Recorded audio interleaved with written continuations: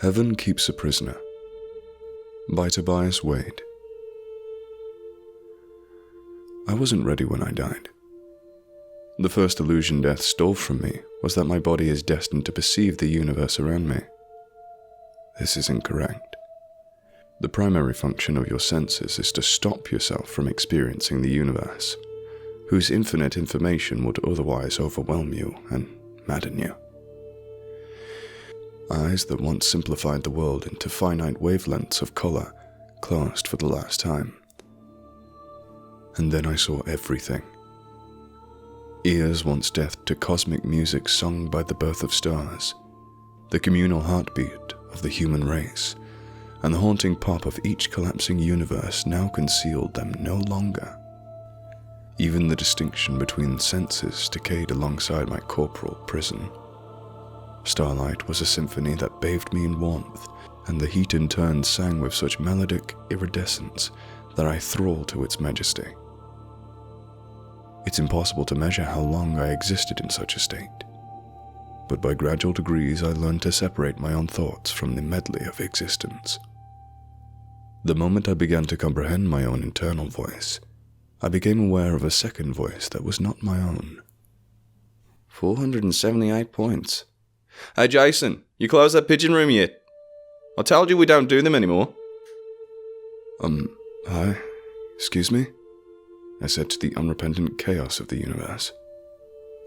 Here you go, let me help you with that. Remember what I said about the unfiltered synesthesia of my senses? Now imagine being struck by lightning. A moment later, I found myself with hands and knees to collapse onto the stone floor with, my new lungs racing a marathon. Holy shit, did that hurt. I kinda wanted to do it again. 478 points, up from 314 last time. Solid performance. I don't know what was harder to accept. My naked new body, which looked exactly like my old one, the colossal stone cathedral I suddenly found myself within, or the koala bear who sat in front of me with a clipboard. He flipped another page. "Oh, that explains it," the koala said in its soothingly gruff undertone. 50 points for loving someone and being loved in return. That's a nice boost. Then you picked up another 20 from that album you released in the 80s. Touch more lives than you'll know, that one. You were keeping score? I'd hate to think what people got up to if we weren't. Lost 12 points because you stopped visiting Mark when he got cancer. But you got a few of those back when you played at his funeral.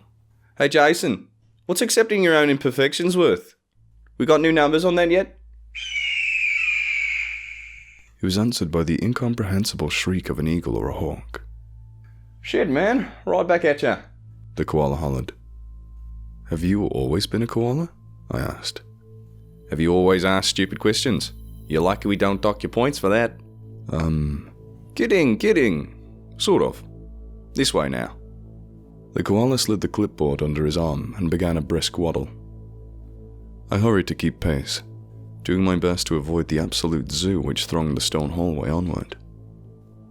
Up the great diverging staircase, with its goats and mountain lions, past the library whose shelves bustled with scaling monkeys, over the pools filled with playing otters and thrashing fish, beneath the gargantuan brass dome revolving with teeming flights of birds, the koala explaining as he went.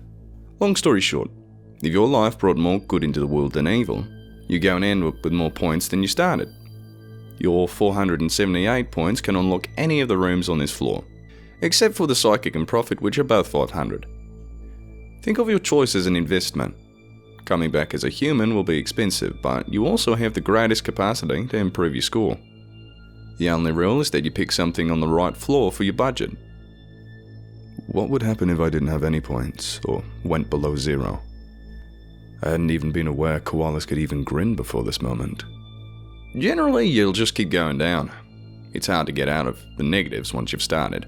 So if you can't figure out how to do some good, then you're forced to keep choosing worse and worse punishment routes. Get far enough negative, and you're suddenly looking at a demon or a vampire or the like. Some people actually do evil on purpose to aim for that though. Can you imagine?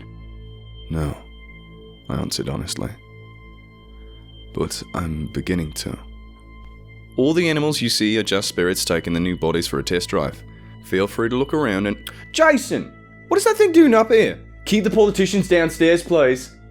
The mournful shriek of an eagle somehow sounded like it had heard this joke far too many times. The koala sighed and threw his paws up melodramatically in the air. Kidding, God. What is this, a morgue? I wasn't paying attention anymore, though. Dwarfed and humbled by the immensity of the structure, I turned my gaze to the top of the stairs and the small balcony which overhung the whole area. What's at the very top? My guide shrugged, seemingly losing interest in me. Dunno. No one's ever had enough points to unlock that door. Not for as long as I've been here. How long have... Diggory! Mixie! Ground floor, let's go! People dying over here! And he was gone, leaving me adrift in the swirl of profusion between death and life. Overwhelmed and disorientated, I continued to climb the stairs, driven as much to isolate myself as I was by curiosity.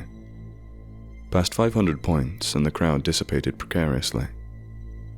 Strange alien creatures began mingling with the dwindling remaining options. Seraphic beings with skin of light and shadow, and golden-toned creatures of sublime beauty came and went as I continued to mount the lonely stairs. Finally reaching the balcony at the very top, I turned to survey the whole mad spectacle flowing beneath me.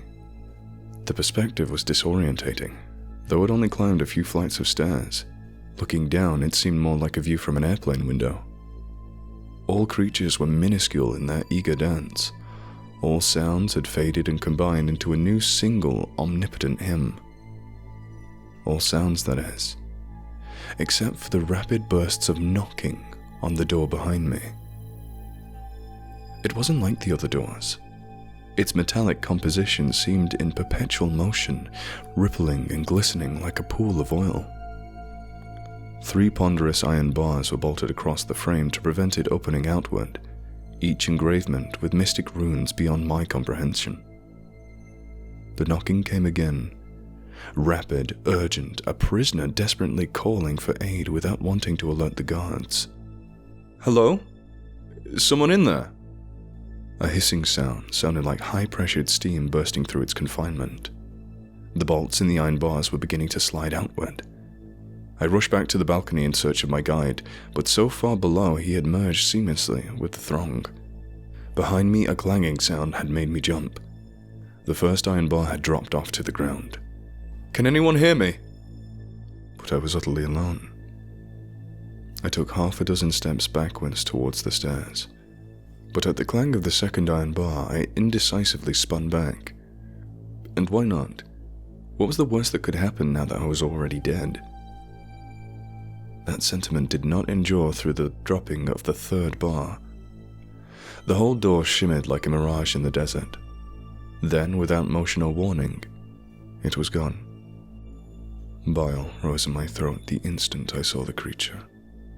My legs buckled beneath me and I crashed hard to my knees, vomiting profusely upon the ground. It wasn't food.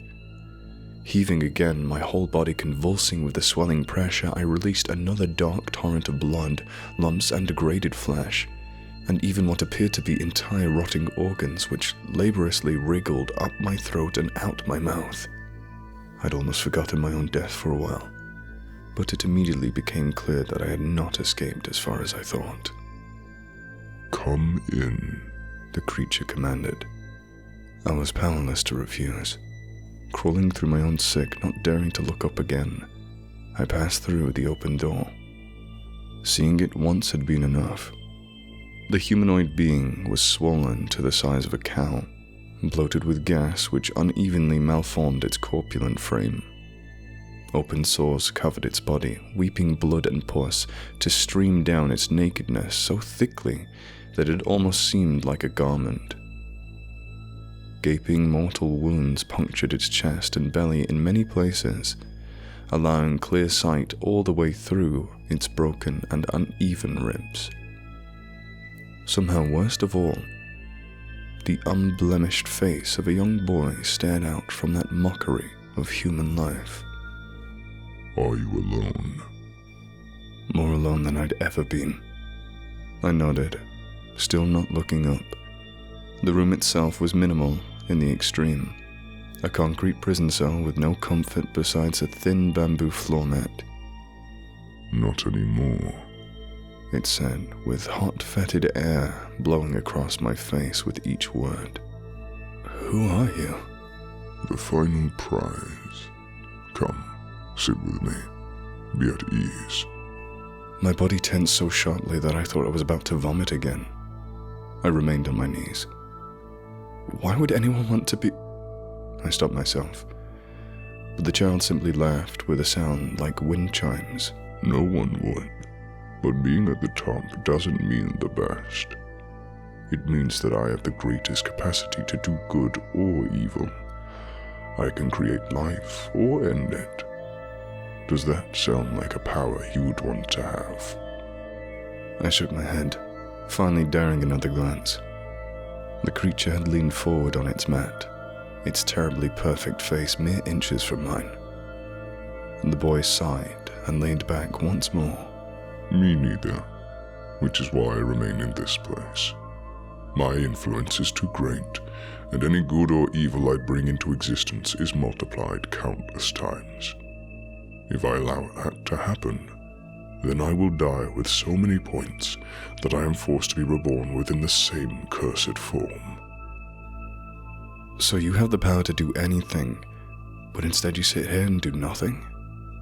Not nothing. I wait to die. This is the only way for me to reset to 0 points and have another chance to begin again. And this, of course... The child's face was drawn closer. The stench was too foul to breathe through my nose, but even having the air enter my mouth was enough to taste its rot. You invited me in to kill you then? I said it as matter-of-factly as I could, not wishing to cause offense. You want the first, he said, gesturing at the wounds which scoured his body. But through revulsion or weakness or cowardice, each have failed so far. Will you be the one to show me mercy? The thought of even getting close enough to harm the creature almost had me retching again. I still don't understand though, I said, buying time. If you're the supreme power here, why can't you save yourself?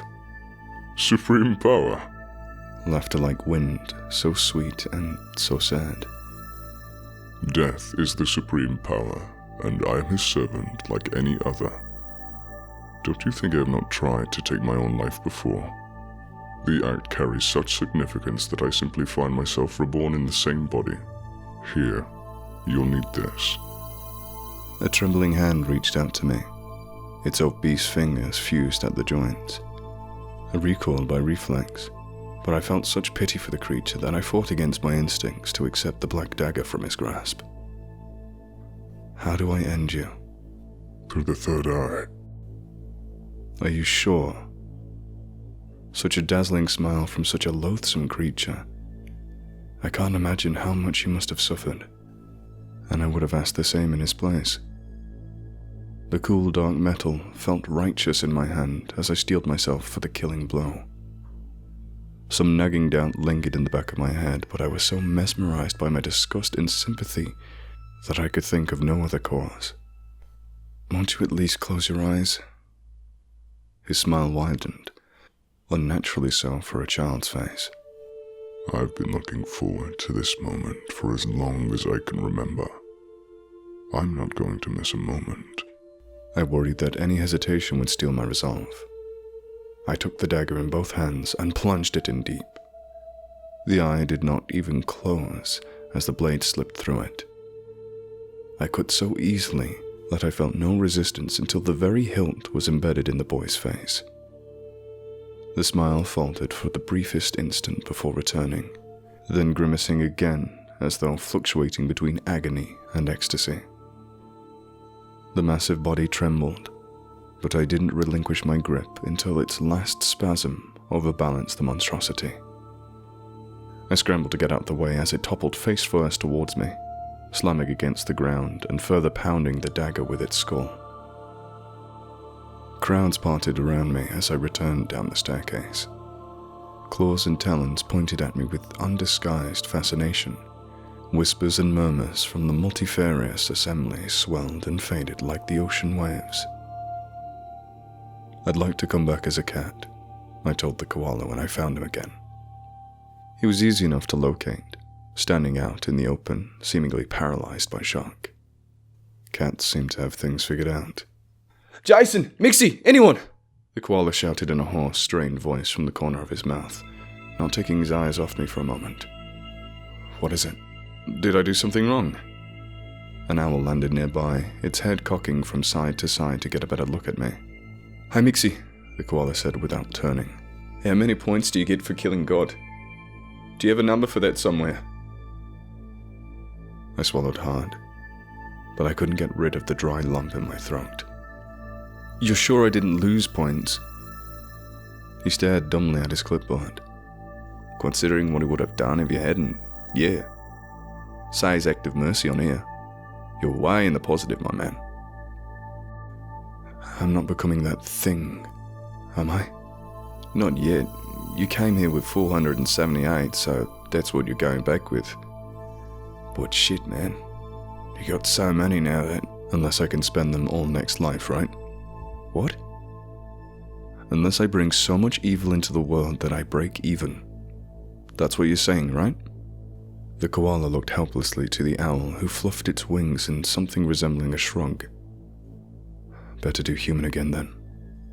I don't care what I have to do. I am not going to live as that monster. You're not serious, are you? Do you have any idea what you'd have to do? I killed God, didn't I? Who knows what else I'm capable of? Now that I'm back alive, I suppose I'm going to find out.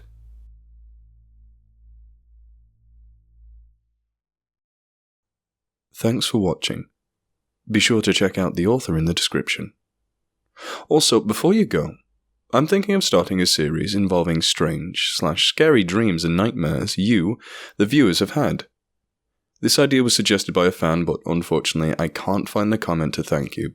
You know who you are, so gome nasai. If you're interested in having your dreams read, send me them via Twitter, which is @NaturesTemper, also linked in the description, for the biggest chance of me seeing them, though the comments beneath this video should be fine. Until next time, you monsters.